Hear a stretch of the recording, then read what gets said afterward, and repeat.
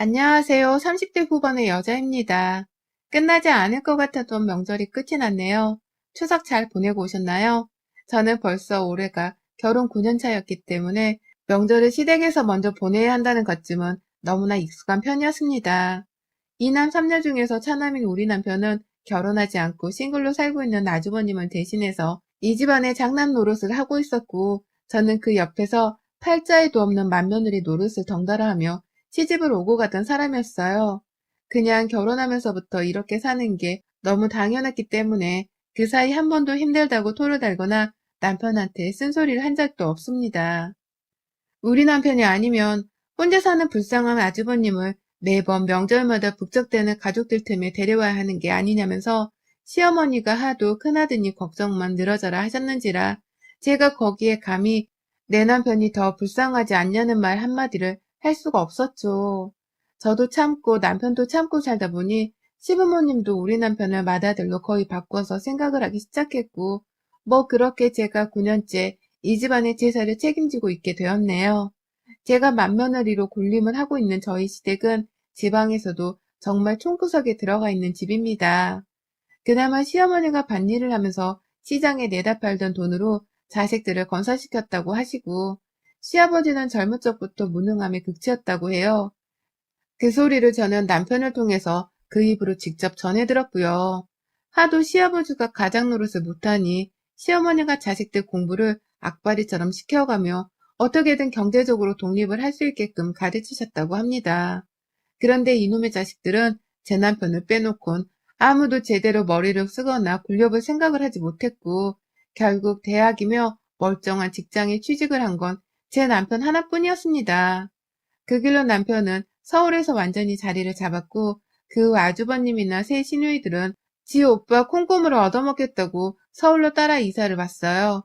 그러다 운이 잘 풀린 건지 아주버님은 장사를 시작하셨다가 나름 중박을 치시고는 현재 자기 집도 사고 차도 산 채로 혼자서 살고 계시고, 시누이들은 둘은 시집가고 하나는 취업 준비를 하고 있는데 지금은 어쩌고 있는지 잘 모르겠네요. 아무튼 이 집안에서는 누구 하나 정말 잘났다고 할 사람도 없고, 누구 하나 힘들 때 도움을 요청할 수 있겠다 싶은 사람 하나가 없었습니다. 모두 다 저희 부부의 등골만 빼먹으려고 작정을 한 사람들 같았어요. 저희 남편은 잘 살고 있음에도 자기 집안일에 관심 자체가 없어서 장남이기를 포기한 아주버님을 대신해서 매번 제삿날에 음식 준비하라고 시부모님께 용돈도 두둑이 보내왔고요. 또 가장 먼저 명절에 시댁에 가서는 여기저기 찾아오는 친인척 애들 세뱃돈도 책임지고 주고, 장남 노릇 한다면서 시부모님이 필요하다 하시는 돈이 있으면 매번 재빨리 보내드리곤 하면서 경제적인 책임까지 엄청 지고 살았습니다. 무뚝뚝한 편인 남편은 이런 걸 저한테 시시콜콜 말하면서 허락을 받고 돈을 지불하지 않은 채 모른 척 제게 비밀로 하고는 자기 혼자 돈을 보내드리곤 했죠. 엄연히 남편이 벌어오던 돈이긴 했으나 저희가 부부이고 우리가 함께 일고 나갈 가정이 있는데 자기 혼자 지 시댁을 챙기느라 돈을 펑펑 쓰는 남편이 참 야속하고 믿기도 했습니다. 제가 그 꼴 보기가 너무 싫어서 급기야 30 중반에 재취업을 했어요. 제 돈 벌어서 저도 제 친정을 잘 챙겨줄 거라면서 말이죠. 그렇게 남편이 시댁에 퍼주듯이 하고 살다 보니 당연스레 우리 남편이나 저한테 고마워하는 경우도 있었으나 더욱 우습게 보는 경우가 다반사였습니다. 아주버님은 생전 도움 한번 주시질 않고 혼자 독고다이로 사나 싶더니만 자기 가게에 인테리어 하나 바꾸고 싶다면서 글쎄 저희 남편한테 돈 300만 원을 빌려 썼더라고요. 그게 벌써 7년 전인데 남편은 그걸 등신처럼 그냥 퍼다 줬다가 7년이 지난 여태까지 돈을 도로 돌려받지 못했습니다. 지 형인데 돈 달란 말을 어떻게 하냐면서 아주버님 앞에서는 그 돈에 대한 말 한마디조차 꺼내지 못하고 있어요. 정말 세상의 등신도 이런 상등신이 따로 없다니까요. 그런데 그뿐만이 아닙니다. 저희 첫째 시누이는 그나마 남편을 잘 만난 건지 결혼하고 나서는 시집갈 소식이 뜸한 편이었는데요. 둘째랑 셋째 시누이들은 정말 제 남편 없으면 숨도 못 쉬는 머저리들이었어요. 둘째 시누이는 자기 결혼할 때 결혼자금은 대달라며 다른 사람도 아닌 저희 남편한테 부탁을 했습니다. 자기도 시댁에 꿀리고 싶지 않다나 뭐라나 하면서 말이죠. 왜 지 결혼하는데 필요한 돈을 우리 남편한테 부탁하는지는 모르겠지만 남편은 또 그걸 좋다면서 허락을 했더라고요. 얼마나 꼬졌는지는 잘 모르겠지만 신우이가 결혼 끝나고 나서 저한테 한다는 말이 언니, 오빠한테 고맙다고 전해줘요. 나 오빠 아니었으면 이 식장 예약도 못했어. 라고 하더군요. 그때 저도 알았죠. 내 남편이 지 동생 식장까지 직접 예약을 해줬다는 걸 말입니다. 그 후로도 저 아플 때나 바쁠 때에 상관없이 애를 낳고서는 자기 부부 데이트를 간다면서 상의도 없이 지혜를 저녁에 맡겨놓았다가 밤 12시가 다 되어 찾아가기도 했고요. 저희 친정에서 때마다 김장을 보내주는데 그거 한번 맛보고 나서는 자기 남편이 너무 좋아를 한다면서 철마다 집에 찾아와서는 우리 엄마 김치를 탐냈어요. 한 박스만 담아달라면서 지네 집에서 락앤란 통을 가져와 구걸하는 최악의 모습까지 염치 없게도 잘 보이곤 했습니다. 기분 나쁜 척을 하고 떨떠름한 표정을 많이 지어 보여도 신우이는 절대로 눈 하나 깜빡하지 않은 채 저한테 달라는 건 다 부탁했어요. 제가 거절하지 못하고 다 해준다는 걸 저뿐만 아니라 제 남편도 다 퍼주는 스타일이라는 걸 누구보다 잘 아는 영리한 애였어요. 그런데 이게 끝이 아니었습니다. 남은 막내 시누이까지 있었죠. 여전히 30을 넘고서도 취업을 하지 못하고 있는 막내 시누이는 더하면 더했지 절대로 덜하지 않았습니다. 사사건건 내 남편한테 자기 자취방 월세에 학원비까지 보내달라는 소리를 잘도 했고요. 급기야 그렇게 돈을 빌려대고서도 용돈이 필요하면 용돈 달라고도 내 남편한테 부탁을 하더라고요. 지가 막내 여동생이라면서 잔뜩 애교를 부리며 말입니다. 그러면 또 남편은 그걸 어쩔 수 없다며 돈을 줬어요. 이쯤 되면 내 남편 연봉이 거의 1억은 훌쩍 넘어야 하지 않은가 싶은데, 네, 맞습니다. 제 남편은 연봉이 1억이 훌쩍 넘는 고연봉 직군에 속하는 사람이었어요. 그래서 돈이 실제로 많기도 많았고, 그로 인해 가족들이 아주 작정을 하고서는 형제 하나한테 다다닥 달라붙어 빨대를 꽂고 있는 것이었습니다. 차라리 내 남편이 돈을 좀 못 벌더라도 시댁 식구들이랑은 안 엮이고 살고 싶은데 잘난 남편을 둬서 어쩔 수 없는 것인가 싶더군요. 정말 저도 이런 남편을 버리지 못하고 옆에서 사는 게 괴로울 지경이었어요. 제가 중간에서 가장 속이 터질 것 같고 또 가장 속이 뒤집힐 것 같았죠. 고맙다는 말 한마디를 하지 않고 또 미안하단 염치 있는 모습도 한 번을 보이지 않는 시댁 식구들이었는데 그 와중에 저는 맏며느리 노릇도 하고 있었으니 열불이 날 수밖에요. 그러다가 3년 전 시아버지가 돌아가시게 되면서 상황이 이상하게 변했습니다. 저희 시아버지는 암수술을 받으시고서 2년 가까이를 요양을 하셨어요. 정확히는 상태가 완전히 잘 호전된 것이 아니어서 그 2년 동안 수발을 받아야만 사실 수 있는 상태였죠. 그리고 그 수발을 다름 아닌 제가 했었습니다. 2년에 가까운 시아버지 암수발을 아무렇지 않게 저한테 부탁을 하는 시댁 사람들 때문에 저도 얼떨결에 덩달아 수발을 하게 되었어요. 저희 부부가 사는 집이 시아버지가 입원하신 병원과 가장 가까웠었는데 처음엔 그걸 이유로 들먹이면서 시아버지 병수발을 맡아달라고 하더라고요. 다니고 있는 직장까지 그만두라 하면서 말입니다. 저는 끝까지 간병인을 고용하겠다고 남편에게 말했지만 남편은 그럴 돈이 없다면서 제가 직접 시아버지를 간병하길 원했었어요. 지 동생들이나 형한테는 돈을 잘도 퍼주고 살던 인간이 마누라가 고생할 것 같아서 간병인 좀 쓰겠다는데 그 돈이 없다고 하는 겁니다. 그러니 저도 속으로 피눈물이 나는 심정이었는데 그냥 일단은 시작했어요. 시어머니조차 신경을 쓰지 않고선 네가 내일 좀 다녀와라. 네가 내일 밥은 어떻게 먹는지 좀 확인해라. 라고 하면서 사사건건 잔소리를 하는 바람에 제가 선택의 여지가 없었었죠.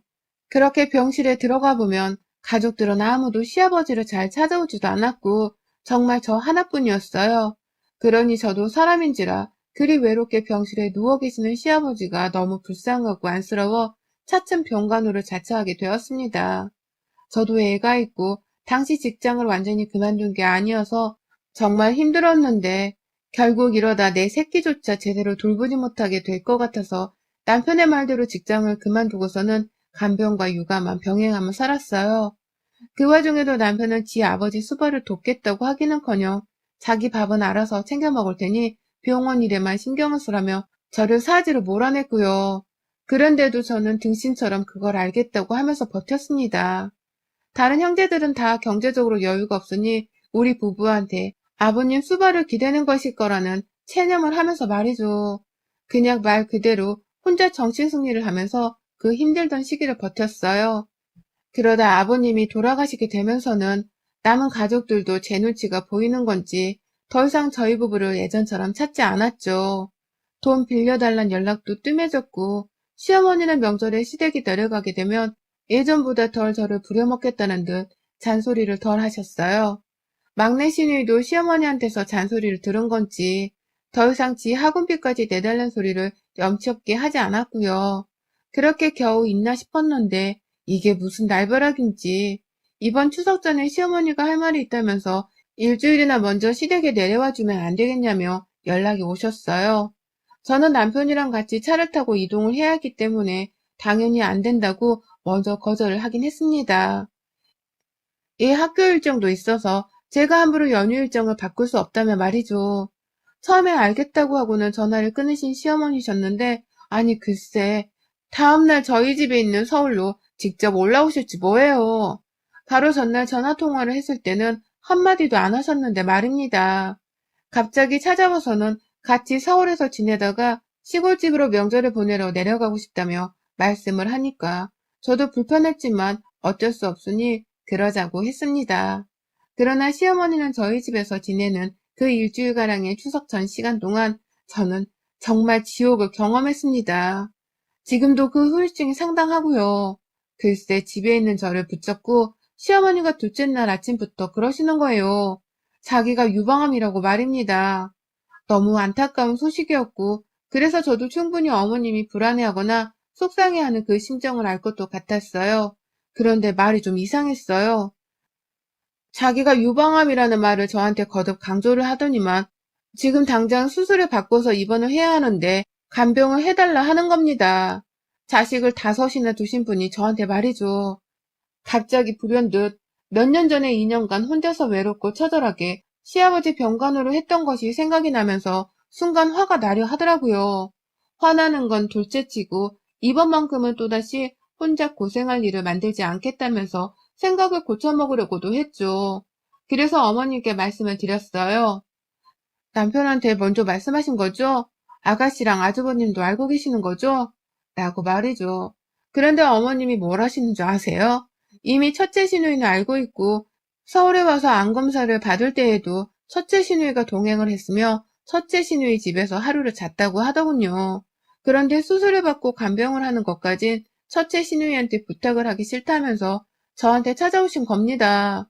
자기 자식들은 자기 걱정을 하다가 고생도 하고 스트레스를 받아 힘들 게 뻔하니 간병을 시킬 수 없다면서 말이죠. 참나. 이게 도대체 무슨 경우냐고요.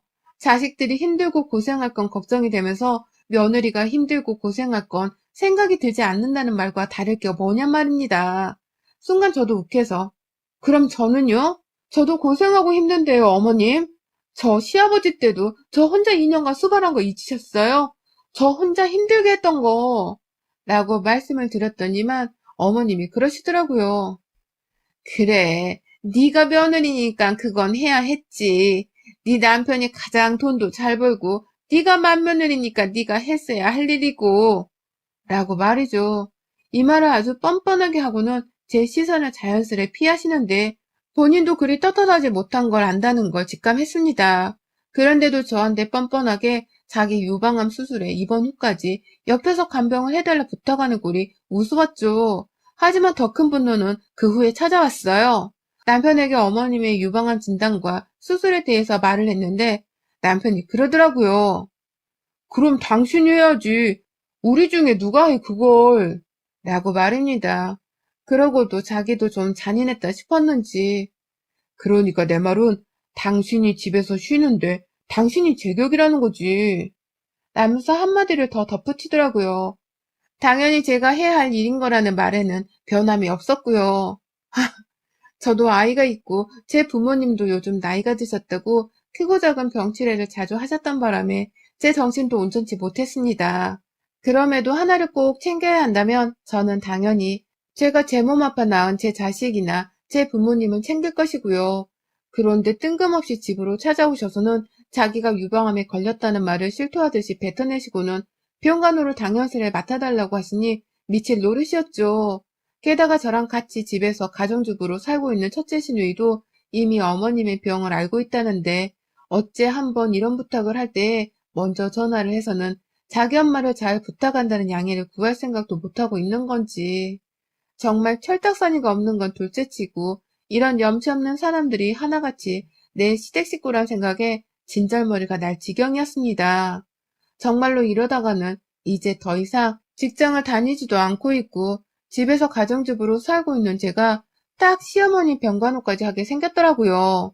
시아버지의 2년 암수발에 이어서 2021년도에도 말입니다. 그러니 저는 고민을 할 것도 없이 이번만큼은 절대로 그냥 넘어가지 않겠다고 다짐을 했어요.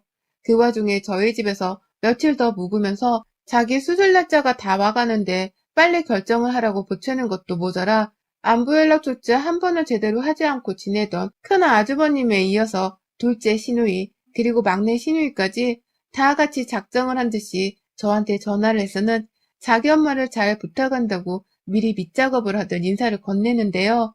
진짜 환장하겠더라고요. 이 집안 식구들이 나를 쏙 빼놓고서는 자기들끼리 뒤에서 속닥속닥거리며 또다시 며느리한테 부모 병수발을 들게 하자고 작전을 짰다는 것이 한눈에 보일 지경이었습니다. 급기야 저랑 같이 주부로 시간 널널하게 일하고 있는 큰 시누이, 그리고 취업 준비한다고 명백히 백수로 살고 있던 막내 시누이는 나를 잡아서 추석 연휴가 시작되기 바로 직전에 저희 집을 찾았어요. 저희 부부가 어머님을 모시고서 시댁으로 내려가기 전날이었어요. 자기 엄마가 지방으로 다시 내려가기 전 얼굴 한 번을 보겠다면서 감히 제 집안에 연락도 없이 들이닥쳤더라고요. 지 엄마가 한 것처럼 똑같이 말입니다. 그리고는 글쎄 시누이 둘이서 번갈아 가며 말하더라고요. 우리 사는 게 너무 바쁜데 언니는 우리보다 여유가 있으니까 언니가 우리 엄마 간병하는 게 맞지. 언니가 안 하면 우리가 간병인을 써야 하는데 설마 간병인이 언니보다 우리 엄마를 잘 돌보겠어요? 아니잖아요. 언니가 우리 아빠 병수발도 그렇게 잘 들었는데 우리 엄마 병수발은 그때 경험이 있으니 완전 껌일 거 아니야. 그리고 언니는 우리 집 맏며느리기도 하고 라고 하면서 말입니다. 노인의 병간호를 하는데 쉬운 게 어디 있나요? 이전에 병간호를 한번 해봤다고 해서 껌일 건 또 뭐냐고요. 병수발이라는 건 매 순간 힘들고 괴로운 거고 그 상대가 내 부모여도 죽겠는데 내 부모도 아닌 시부모이면 속에서 얼마나 천불이 나겠냐고요. 누가 나한테 병간호를 했다면서 간병인처럼 월급을 주는 것도 아니고 그냥 말 그대로 공짜로 노동값을 제공하는 것과 다름이 없는 것이었는데 말입니다. 시누이들이 갑자기 찾아와 이런 말을 하면서 저를 마치 회유하려고 하는데 보이니 저도 도대체 표정 관리를 할 수 없었어요. 제 뒤에서 남편은 자기 여동생들을 그저 바라만 보면서 아무 말이 없더니만 처음 꺼낸다는 말이 우리 엄마 많이 아프겠다 였고요. 제가 정말 최대한 이성적으로 말하면서 거절하고 상황 정리를 하려 했습니다. 남편이 그 와중에 지 엄마 아픈 걱정만 하고 있는 걸 보니 이성을 잃을 수밖에 없었습니다. 그 자리에서 바로 첫째 시누이한테 쏘아댔어요. 염치가 있었으면 여기까지 못 왔을 텐데 와서 이런 부탁을 눈 하나 깜빡 안 하고 하는 걸 보니 정말 내가 아는 그 무식한 시댁이 맞긴 맞네. 지 아버지로도 모자라 이젠 하다하다 지들 엄마까지 나한테 떠넘기려고 하는 걸 좀 보소. 내가 2년간 니들 아버지 병수발 드는 동안 니들이 나한테 힘내라고 말 한마디를 따뜻하게 해준 적 있니? 아니면 수고하라고 용돈을 쥐어준 적이 있니? 어디서 그지같이 사는 것들이 오빠 하나 잘 만나서는 평생을 피 빨아먹고 살려 하더니만 이젠 하다하다 지들 부모 마지막 가는 길에 날 끌어들이려 하네? 라고 말이죠. 그러니 제 남편한테서 가장 돈을 적게 받고 살았던 첫째 시누이는 뭐? 뭐라고요? 지금 말 다 했어요? 내가 오빠 등골 언제 빼먹었다고. 다들 바쁘니까 기껏 찾아와서 이렇게 말하는 거 아니에요. 라고 흥분을 하고 막내 시누이는 무식하다고? 우리가 무식하다고요? 라면서 지를 비하하는 것에만 나고 열을 올렸어요. 원래 무식한 놈들이 흥분하면 더 꿀 같잖아요. 취업도 못하고 있는 게 돈은 잘도 빌려가 쓰더니만 뭐라고 하니까 자존심은 상해가지고는 흥분을 한 것이 딱 그 꼴이더라고요. 흥분한 시누이들은 본체만치 하면서 저는 계속 할 말을 했습니다. 남은 제 남편한테요. 야, 너는 네가 그러고도 사람이냐? 네 마누라가 직장까지 그만둬가면서 네 아빠 병수발을 2년 들었으면 이젠 감히 내 앞에서 병수발 들란 말을 꺼내지도 못해야 하는 게 정상 아니냐? 네가 정신이 있는 놈이냐 없는 놈이냐? 네가 사람 새끼냐고. 니들 부모 수발은 자식놈들이 들 생각을 해야지. 왜 피 한 방울 안 섞이고 이 집구석에 시집은 죄밖에 없는 나한테 부탁하냐고. 정신머리가 하나같이 썩어빠진 것들 같으니라고. 내가 며느리라서 니네 엄마 수발을 들어야 한다고? 그럼 나 이 집구석 며느리 더는 안 해. 진짜 역겹고 더러워서 못하겠다고. 라는 말과 함께 그 자리에서 남편과의 이혼을 선언했습니다. 더 이상 상대해주기도 싫다면서 남편을 보고 당장 이혼해 이 새끼야. 라며 결혼 후 난생 처음으로 남편에게 이 새끼 저 새끼 하며 별별 욕을 다 꺼냈어요. 더 이상은 너 같은 남자랑 그리고 이 집구석과 엮이기도 싫다고 하면서 말입니다. 내 부모 얼굴 보겠다고 그 자리에서 내 새끼가 집에 오지도 않았는데 인사도 못한 채 집을 나왔어요. 친정 가서 명절 보낼 거니까 니들이 알아서 추석 제사를 치르든 말든 알아서 하라면서 말이죠. 그 길로 저는 바로 오늘 아침까지도 저희 친정에서 추석을 보냈습니다. 친정 부모님이 집에 가지 말라고 홍군형을 내고 붙잡으려 하는 걸 제가 단판을 지어야겠다면서 집을 찾았어요. 추석 연휴 전날에 구청에서 떼간 이혼 서류를 들고서 말이죠. 추석을 일찍 보내고서 바로 집에 들어와 저를 기다리던 남편은 계속해서 연락을 했었습니다. 추석 전 시댁을 내려가기 전에도 저를 데리러 왔다며 친정에 왔다가 저희 부모님한테 거의 쫓겨나다시피 맞고 도망쳤거든요. 그 길로 혼자 애 데리고 명절 보내러 시댁 가서는 내내 저한테 화가 풀렸는지 연락을 했고요. 다만 이혼하잔 말에 대해서 다시 한번 생각을 해보려 하면서 시어머니 병간호를 회유하려는 듯한 문자를 보내온 걸 보고서는 저도 살짝씩 들던 불안하던 마음이 싹 해소가 되었어요. 이 새끼랑은 진짜 이혼하고 남남이 되어서 시댁과도 더 이상 안 보고 살아야겠다는 확신이 든 것이었죠. 그래서 친정 식구들 싹 데리고 와서는 집에 들어갔어요. 친정 식구와 사촌 남동생까지 나서서는 저희 집에 들어와 제 물건들을 싹 빼는 걸 도왔고, 저는 저대로 얘 앞에서 어떻게든 심한 소리를 안 하겠다며 남편을 데리고 작은 방에 들어갔어요. 이혼하자고 서류를 내놓으니 남편도 처음엔 사인을 안 해주려고 하다가 저희 가족들이 왜 이렇게 오래 걸리냐면서 방 안까지 쳐들어와 사인하라고 하니 남편은 벌벌 기면서 그걸 또 시킨다고 사인을 하대요. 전 조금이라도 망설일 줄 알았는데 말입니다. 와, 이 새끼한테는 내가 그냥 지 부모를 위한 간병인 정도밖에 안 되었구나 싶더라고요. 그러니 저도 이혼에 망설임이 없었고요. 연휴 끝나자마자 관할법원에 가서 이 서류는 제출을 하려고 합니다. 제가 알기로는 시어머니 수술 날짜가 추석 끝나고 바로 있는 걸로 기억하는데, 아이고 우리 시댁 어쩌면 좋아요. 간병인으로 부려먹으려 한 며느리는 이혼을 하게 되었으니 지들끼리 또 내 남편을 부려먹거나 어떻게든 돈 한 푼 안 쓰려고 발악을 하겠죠. 지들 남매끼리의 처절한 싸움과 신경전이 예상되는 가운데 저는 이만 퇴장을 합니다. 진짜 더럽고 역겨워서 이 집구석이랑은 우연으로라도 마주치고 싶지가 않네요. 여러분의 생각은 댓글로 남겨주세요. 오늘도 시청해주셔서 정말 감사합니다.